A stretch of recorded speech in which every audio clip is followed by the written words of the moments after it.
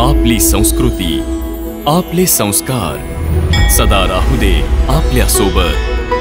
भारताच्या महान ग्रंथांचे आणि काव्यांचे संपूर्ण संकलन सबस्क्राइब करा तिलक।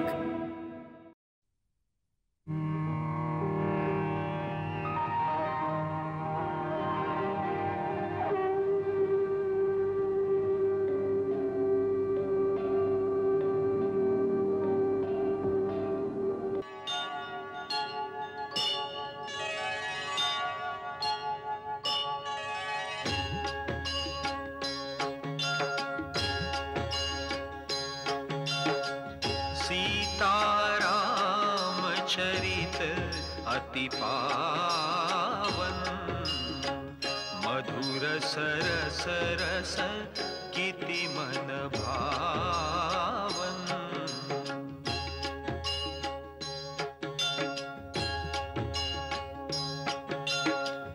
युग युग गीत तयांचे गावे, प्रभु गुण गात मना सुख वावे।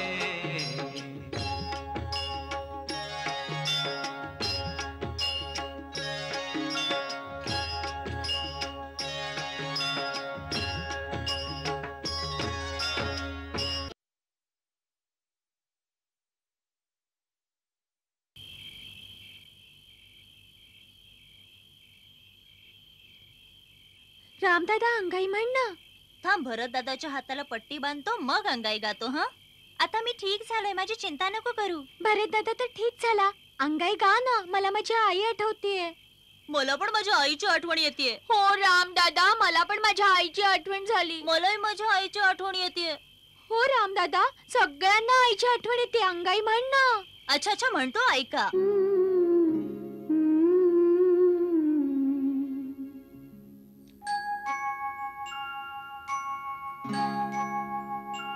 ये ग निजराणी, ये ग हळू राजा छकुल्याचे डोळे झाले हळू माळू।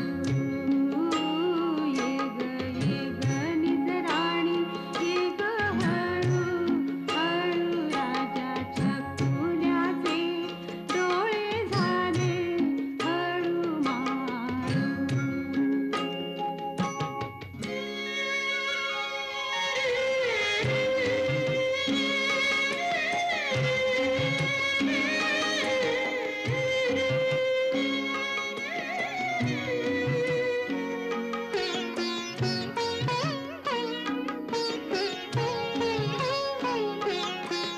निजराणी तू जादूगारीणा, निजराणी तू जादूगारीणा, जादूगारीणा, जादूगारीणा।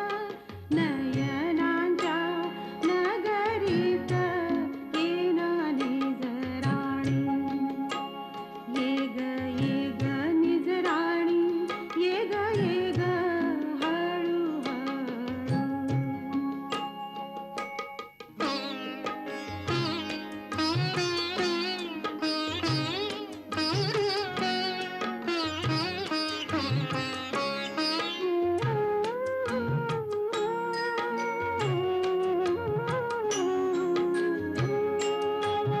निजराणी तू रातीची राणी, तुझी किती किती गोडोली गाणी।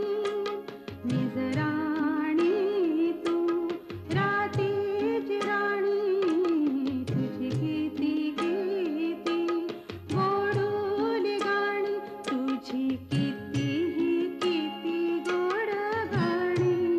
एक गोड अंगाई तू गाऊन जा, ये ग निजराणी, ये ग निजराणी, ये ग हळू राजा छकुल्याचे डोळे झाले हळू माळू।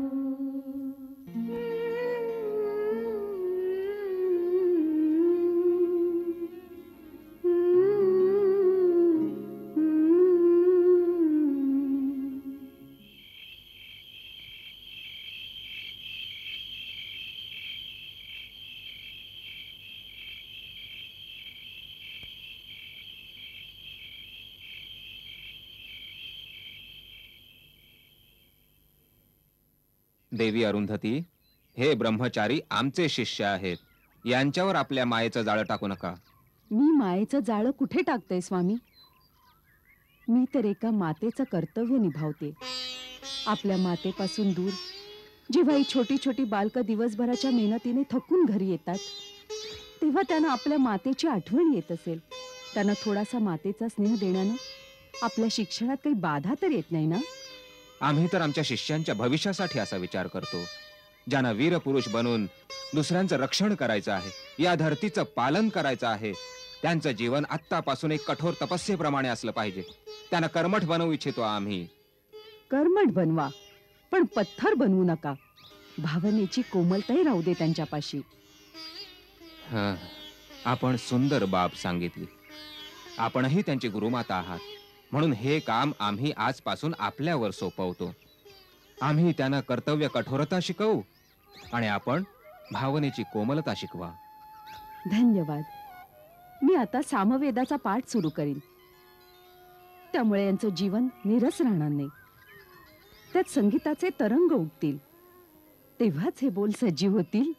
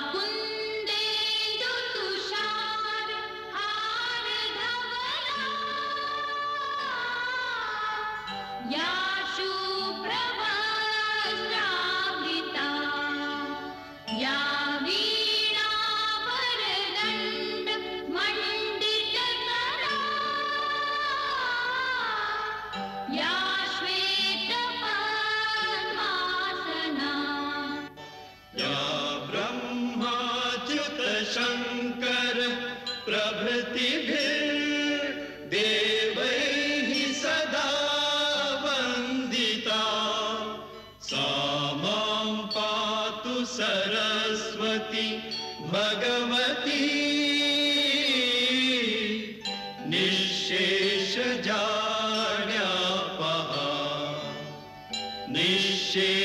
जाड्या पहा.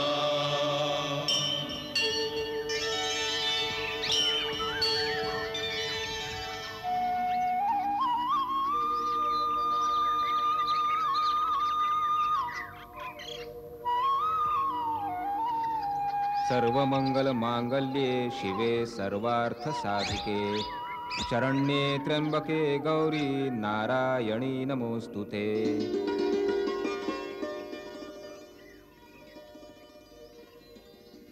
निसर्गात खूपशी शरीर असतात, जनावरांची, पक्ष्यांची, जलचरांची, परंतु जगात सर्वात दुर्लभ, सर्वात उत्तम शरीर मनुष्य शरीर आहे. कारण त्यात अशा आध्यात्मिक शक्ती आहेत ज्या कोणत्याही दुसऱ्या शरीरात नाहीत. आध्यात्मिक आणि मानसिक शक्तीचं हे भांडार प्रत्येक मनुष्य शरीरात असतं. मग ते शरीर उच्च जातीचं असो किंवा नीच जातीचं असो, कोणत्याही रंग रूपाचं असो, प्रकृती त्यात भेदभाव करीत नाही. म्हणूनच प्रत्येक मानव शरीराला मुक्तीचं द्वार असं म्हणतात. शरीराच्या मुख्य केंद्रात निरंतर या शक्तीचं स्पंदन होत असतं. जोपर्यंत त्याला जागवून आपल्या काबूत आणत नाही तिचा काही फायदा नाही. ती बेकार चीज आहे. अगदी तशीच जसं कुणा कंजूसाच्या घरी भांडार तर भरलेला आहे पण तो भुकेलेलाच बसलाय. प्रत्येक मानव शरीरात या शक्तीची 7 केंद्र असतात. ती योगाभ्यासाद्वारे जागृत करता येतात. मी तुम्हाला माझ्या शरीरात या 7ही केंद्रांचं दर्शन देतो.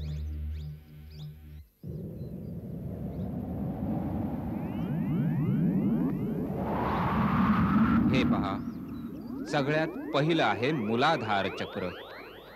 हे या शक्तीचं निवासस्थान आहे. येथे ज्या रूपात ही शक्ती निवास करते त्यास कुंडलिनीही म्हणतात.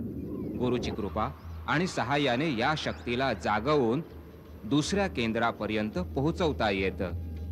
त्याला स्वाधिष्ठान चक्र म्हणतात. मग या स्वाधिष्ठान चक्राला भेदून जेव्हा ती पुढे जाते तेव्हा ती 3ऱ्या केंद्रावर पोहोचते, ज्यास मणिपूर चक्र म्हणतात. मग मणिपूर चक्राचे भेदन करून या शक्तीला पुढे पाठवून 4थ्या केंद्रावर पोहोचवलं जातं. त्यास अनाहत चक्र म्हणतात. तिथून विशुद्ध चक्र आणि मग ही शक्ती अज्न चक्रास जागृत करते. अज्न चक्र श्वेतवर्ण आणि भ्रुकुटीच्या मध्यावर 2 पंक्तींच्या मध्ये स्थित असते. त्याचा बीज मंत्र आहे ओम ओम. जर या परमशक्तीचा दुरुपयोग केला गेला किंवा यात काही चूक केली गेली तर ही शक्ती बेकाबू होते आणि साधक भरकटतो आणि भरकटलेला साधक धोकादायक असतो. तो या शक्तीने दुसऱ्यांचाही विनाश करू शकतो आणि अंती हीच शक्ती त्याचाही विनाश करते. म्हणून हे आवश्यक आहे की गुरुची आज्ञा आणि सहाय्य याशिवाय या विद्येचा अभ्यास करू नये. जेव्हा ही शक्ती जागृत होते तेव्हा सर्व केंद्रात ऊर्जेचा आणि तेजाचा एक असा वेग उत्पन्न होतो जसा गंगेचा प्रवाहच. त्याचं तेज कित्येक स्फुल्लिंगांप्रमाणे प्रकाशमान असतं. कुंडलिनी जेव्हा पुढे सरकते तेव्हा साधकाला चेतनेच्या वेगवेगळ्या गोष्टींचा अनुभव येतो. इथपर्यंत की जेव्हा ती 6व्या चक्राचं भेदन करून 100 वर्षांपर्यंत पोहोचते तेव्हा योगी पूर्ण समाधीत लीन होऊन जातो. जेथे तेजच तेज आहे, प्रकाशच प्रकाश आहे, तेथे पोचल्यावर एका अलौकिक आनंदाची अनुभूती होते. जेथे मानवाची चेतना आदी आणि अंताची सीमाही पार करते. ती परमचेतनेची परिसीमा आहे, जेथे 3ही काल आणि समस्त लोक तिच्या समोर प्रकाशित होतात. आदिदेव नमस्तुभ्यं प्रसीद मम भास्कर दिवाकर नमस्तुभ्यं प्रभाकर नमोस्तुते दिवाकर नमस्तुभ्यं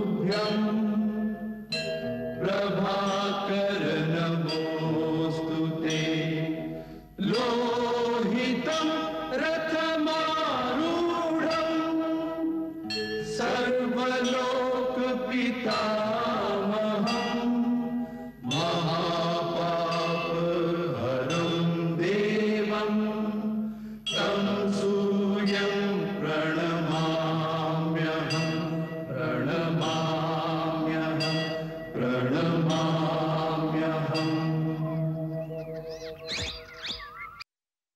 सूर्यवंदना वैज्ञानिकही आहे, आध्यात्मिकही आहे. सूर्योदयासमयी सूर्याकडे मुख करून वंदन केल्यानं शरीर स्वास्थ्य मिळतं, मनात प्रकाश पसरतो आणि शरीरात ऊर्जा वाढते. हाच समय योग साधनेलाही उत्तम असतो. योग काय आहे? योगा चित्तवृत्ती निरोधा. मनाच्या साऱ्या विकारांना रोखून एकाच केंद्रावर मनाचं ध्यान लावण्याला योग म्हणतात. योगानं मन काबूत आलं तर साऱ्या सिद्धी प्राप्त होतात, कारण मनच या जगात सर्वात शक्तिशाली आहे. तेच मनुष्याच्या बंधन आणि मोक्षास कारण असतं, तेच पाप आणि पुण्याचा कर्ता असतं. पुण्य म्हणजे काय, पाप म्हणजे काय गुरुदेव? कोणा जीवाचं दुःख दूर करणं, त्याला सुख देणं, त्याच्यावर प्रेम करणं, हेच पुण्य आहे, हाच धर्म आहे. आणि कुणाला पीडा देणं, कुणाचं मन दुखावणं, हा अधर्म आहे, हेच पाप आहे. प्रेमच पुण्य आहे, घृणा हेच पाप आहे. ह्याच पाप पुण्यानं घेरलेला जीव एका योनीतून दुसऱ्या योनीत प्रवेश करतो, मरतो, पुन्हा जन्म घेत असतो. हे जन्म घेणं काय गुरुदेव? मरण? गुरुदेव, हे मरण म्हणजे काय? प्राण जेव्हा कुणा शरीरात प्रवेशतो तेव्हा त्यास जन्म म्हणतात. त्या शरीराला सोडून कुणा अन्य स्थानी निघून जातो तेव्हा त्यास मरण म्हणतात.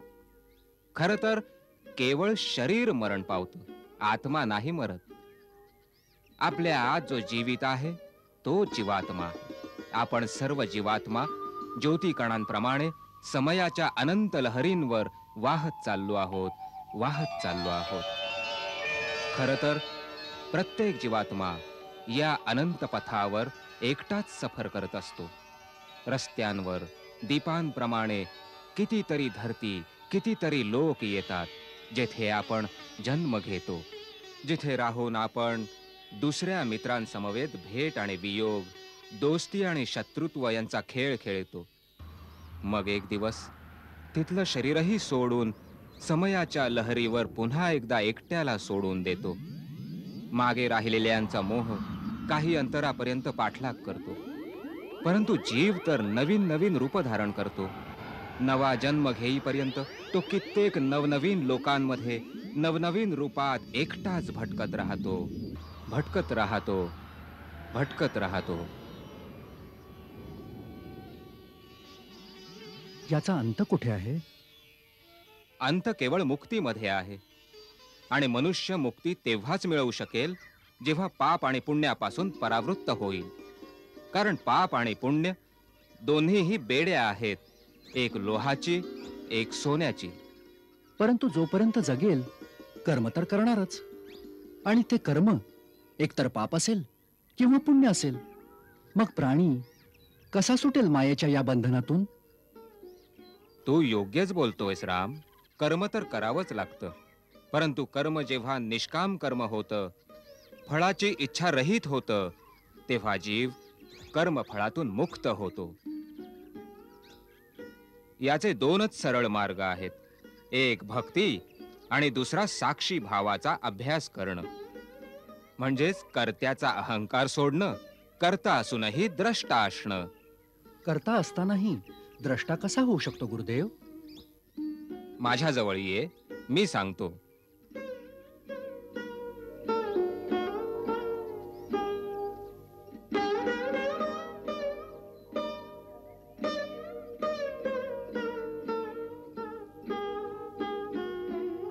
राम, आता आपल्या अंतर्मनाला या शरीरातून बाहेर काढून ये माझ्याबरोबर.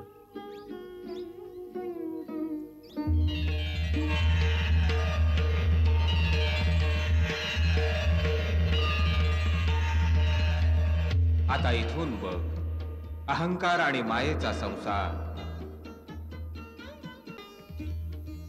एक गुरु आहे वसिष्ठ, जो आपल्याला फार मोठा ज्ञानी समजतो आणि आपल्या शिष्यांवर आपल्या विद्वत्तेची मोहर उठवण्याचा प्रयत्न करतो आहे. परंतु ते तर खूप चांगलं काम करीत आहेत. विद्यादान तर पुण्य आहे. पुण्य आहे, परंतु पुण्यातही एक भय आहे. ते अहंकार पैदा करू शकतं, ज्यापासून वाचलं पाहिजे. ही स्थिती मोठ्या लोकांची आहे. जेव्हा मनुष्य अशाच प्रकारे साक्षी भावानं आपल्या कर्माकडे बघतो, तेव्हा त्याच्यात अहंकाराची भावना उत्पन्न होत नाही, विनम्रता येते. म्हणूनच म्हटलं आहे, विद्या ददाती विनयम. सच्ची विद्या विनय प्रदान करते. याच विनयाने जीव भक्ती प्राप्त करतो, आणि जो भक्ती प्राप्त करतो त्याला आणखी काही प्राप्त करणं बाकी नाही राहत.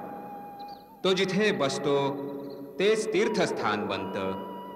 जे बोलतो तेच शास्त्र होऊन जातं. मंगल भाव मनात जपोनी दशरथ